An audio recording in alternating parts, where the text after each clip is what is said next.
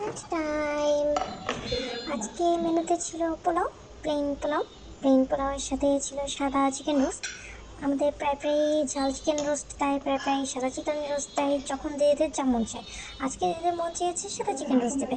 তো আমি একদমই সকাল সকাল চলে যাই, যাতে মুরগির ঠ্যাংগুলো আমি খেতে পারি। ওগুলো বলা যাবে না একটাই, কারণ একটা বেশি ওরা নিতে দেবে না। কিন্তু ঝোলের ক্ষেত্রে আমি একেবারেই বামে ডানে তাকাই না, যতক্ষণ ইচ্ছে ততক্ষণ দিতে থাকি। সালাদটা দেখে অনেক এক্সাইটেড হয়ে অনেকগুলো সালাদ নিয়ে নিয়েছিলাম। কাঁচা পেঁপের সালাদ ভিনেগার দিয়ে, খুবই বিচ্ছিরি খেতে, বিচ্ছিরি খেতে না, খেতে ভালোই, বাট একটু টক টক।